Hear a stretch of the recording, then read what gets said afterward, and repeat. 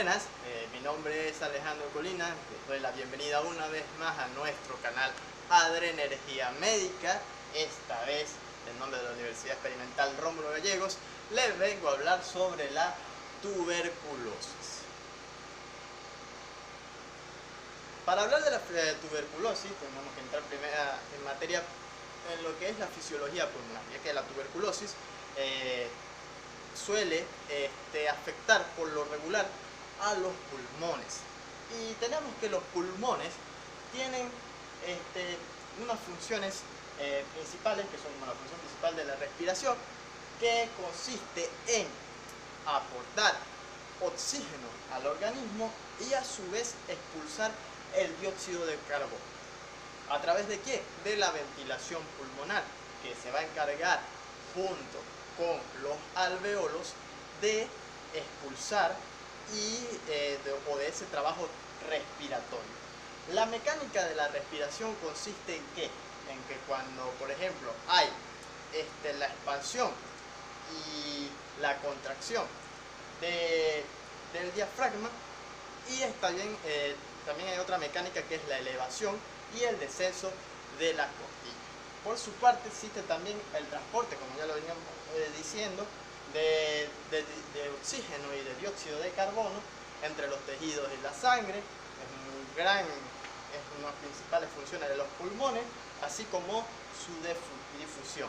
Por su parte también está la regulación de la respiración, que está a cargo principalmente del sistema nervioso central y de las presiones de oxígeno y dióxido de carbono, que dependiendo del requerimiento que necesite el organismo, estas van a entrar en juego, por decirlo así. En cuanto a la fisiopatología, encontramos que existe una invasión por parte del bacilo tuberculoso, que va a contribuir a una invasión de los macrófagos. Una vez de esto, se va a originar un proceso de tabicación a nivel tisular, a nivel del tejido tisular, y por su parte,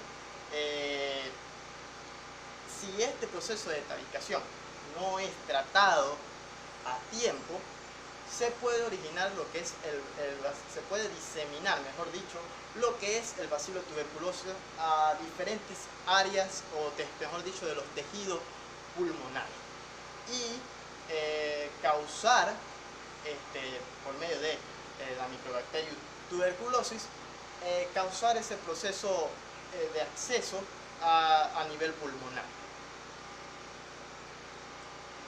En cuanto a la etiología y la epidemiología, tenemos que la etiología, la tuberculosis va a estar dada por bacterias del tipo Mycobacterium tuberculosis, la cual va a pertenecer al género Actinomycetales, y existen 8 diferentes géneros, pero el más importante, el que va a causar como tal la enfermedad, es el Mycobacterium tuberculosis, también referido como bacilo de Koch. En cuanto a la epidemiología, tenemos que existe, la OMS hizo un recuento en la década reciente, más concretamente en el año 2013, donde se dice que la tuberculosis afecta un 5.7, hay un total de 5.7 millones de nuevos casos, tanto pulmonar como extrapulmonar. Y normalmente la tuberculosis, que es una enfermedad que lleva afectando al ser humano a lo largo del tiempo, a lo largo de su historia, actualmente afecta en países de vías de desarrollo. Por su parte, la clasificación, tenemos muchas clasificaciones. Si bien la tuberculosis suele afectar más que todo a los pulmones, se puede llamar extrapulmonar. ¿Extrapulmonar por qué? Porque va a afectar, o va a haber un tipo de tuberculosis ganglionar en el sistema nervioso, en los órganos linfáticos, tuberculosis, pleuritis tuberculosa, de los huesos y articulaciones de la columna, y aparatos genitourinarios. En cuanto a la tuberculosis pulmonar, se, se va, va a ser muy típica lo que es, o frecuente lo que es la tos. Se va a volver se va a volver persistente a lo largo de semanas, se va a postergar por meses esa tos insidiosa, y normalmente al afectar otros sistemas del sistema respiratorio, como la laringe o el aparato traqueobronquial, esta va a generar un dolor o una opresión. Y por su parte, ya cuando está más avanzado, suele haber hemoptisis, o sea, la expectoración de sangre. Y también tendremos que va a ser presente la tuberculosis pulmonar, pero ya más que todo en estados avanzados de la enfermedad va a ser la disnea. Por su parte, en cuanto a la tuberculosis ganglionar, va a ser más frecuente en estadios, en pacientes también que tienen un proceso ya patológico del virus inmunodeficiente humano, o VIH, y por su parte se va a hacer, como bien lo dice, más que todo en los ganglios linfáticos, sobre todo en los laterocervicales, pero va a tener incidencia en casi todo a nivel del cuerpo, donde se concentra la mayor parte de los ganglios.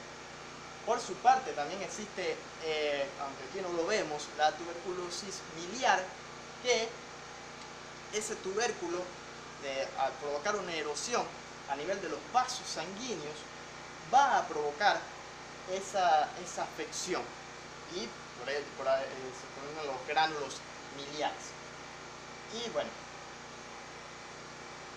en cuanto a la clínica típica, por decirlo así, de la tuberculosis, tenemos la más, o la que resalta entre la más, la tos crónica.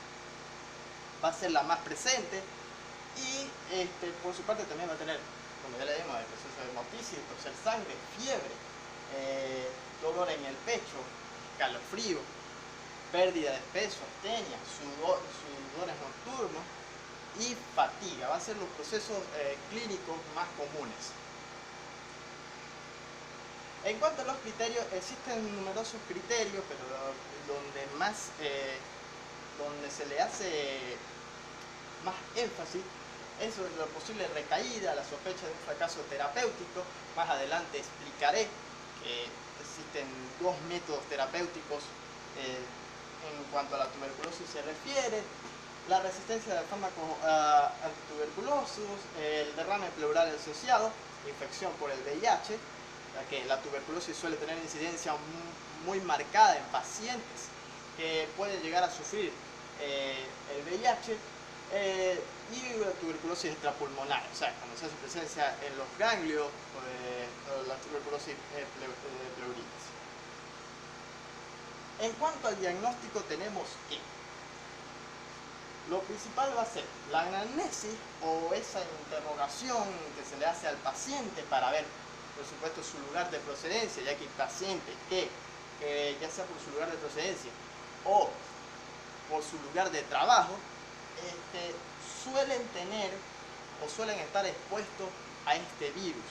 Ejemplo, condiciones de hacinamiento ya suele ser un indicativo de que si esa persona llega con una tos crónica, ya eso puede ser un indicativo de que pueda tener tuberculosis.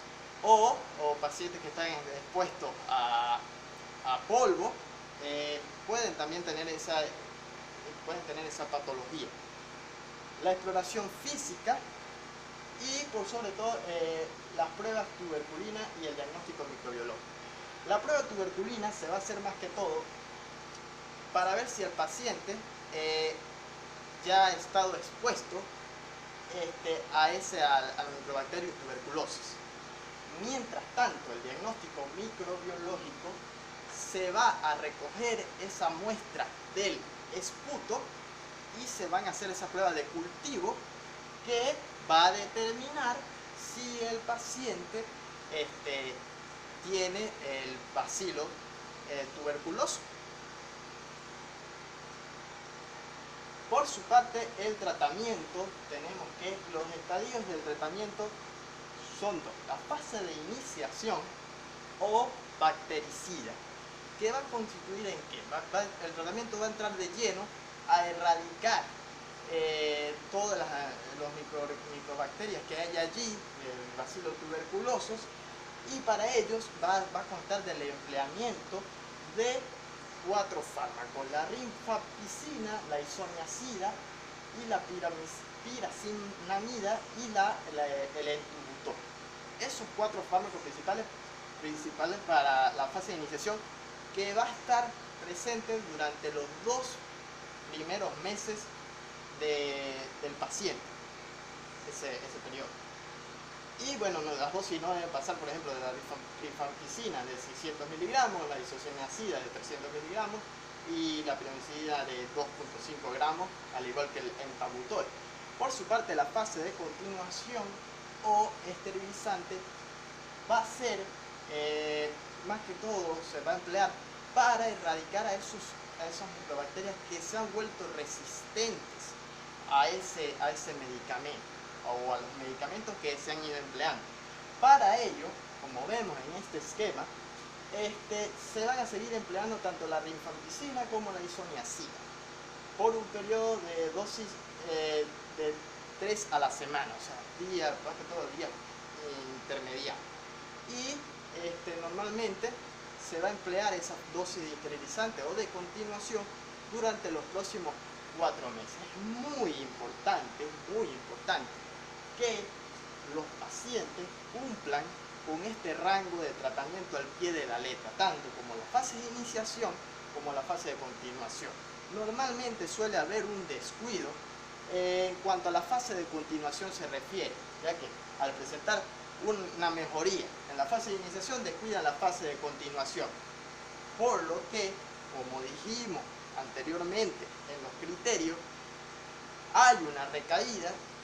Las bacterias que se volvieron resistentes al medicamento en una primera instancia, se vuelven más fuertes y por tanto el cuadro clínico, el sintomatológico va a ser aún más grave para el paciente. Sin más preámbulos, terminamos con esta breve explicación de lo que es la tuberculosis y sus diferentes criterios. Les quiero dar las gracias una vez más por tomarse su tiempo en escuchar y ver este video.